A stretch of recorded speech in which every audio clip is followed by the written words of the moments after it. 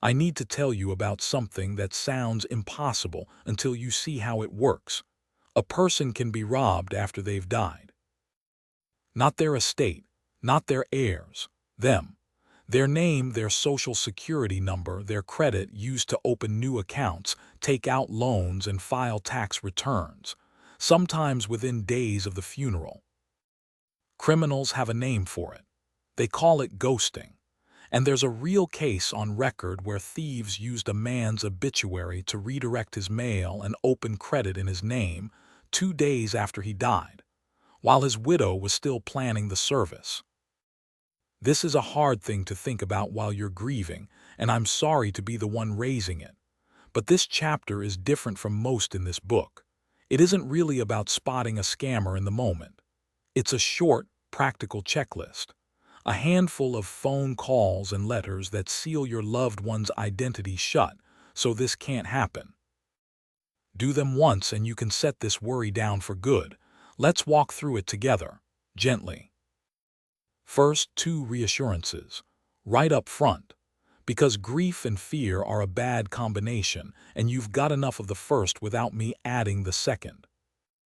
1. If a criminal opens accounts in your late loved one's name, the family is generally not responsible for those debts. As long as your name isn't on the account, it isn't your bill.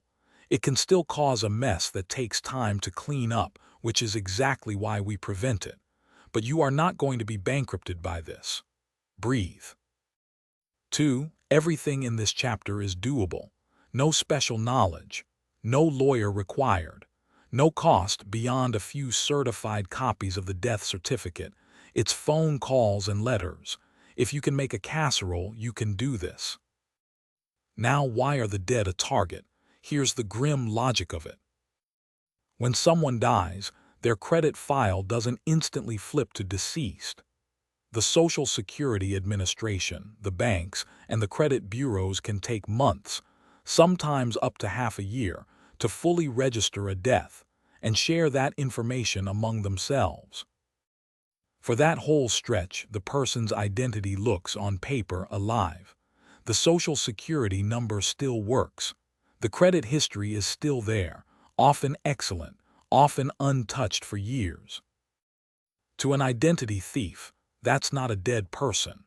It's a pristine, unwatched, unusually trusting account that nobody is checking. Because the one person who'd notice is gone and the family is grieving, not reading credit reports. That gap between the death and the paperwork catching up is the crime scene, and everything we're about to do is aimed at closing it fast. So where do they get the information?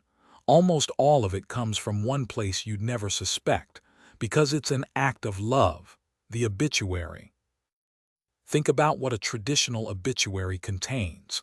Full name, often including a middle name, date of birth or enough to calculate it, the town they lived in, the maiden name of a mother or a wife, the names of children and grandchildren. Now think about what your bank asks to verify your identity. Your full name, your date of birth, your mother's maiden name, your address. The obituary is, accidentally, an answer key to the security questions. Combine it with a social security number, which thieves can often buy cheaply or guess, and they have enough to impersonate the deceased. Now they also harvest from funeral home records and hospital paperwork and stolen mail. But the obituary is the easy one, the public one, the one you control, which means it's also the easiest hole to close. Celebrate the life, but omit the birth date, the mother's maiden name, and the home address. Now here's the whole defense. None of it is hard. It's just a list, and the peace of mind on the far side is worth the afternoon it takes. 1. Get plenty of certified death certificates. Ask the funeral director for about a dozen originals.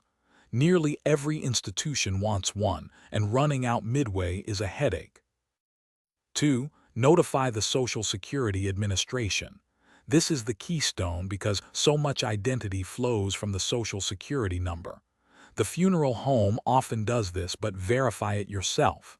Call 800 SS74-1213. Don't assume it was handled. 3. Send a death certificate to all 3 credit bureaus and ask for a deceased alert. This flags the file so no new credit can be opened against it. Effectively, a permanent freeze on the deceased's identity. Equifax, Experian, and TransUnion. 4. Notify the IRS. Fraudulent tax returns filed in a dead person's name are one of the most common forms of ghosting. Send a copy of the death certificate and file the final tax return when it's due. 5. Notify the banks, the credit card companies, and other creditors directly.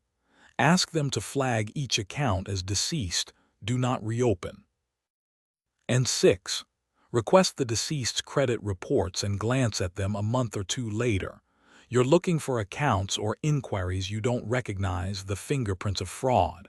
If you see them, you dispute them. And because it's fraud, you won't be held responsible. That's it. That's the entire chapter's worth of action.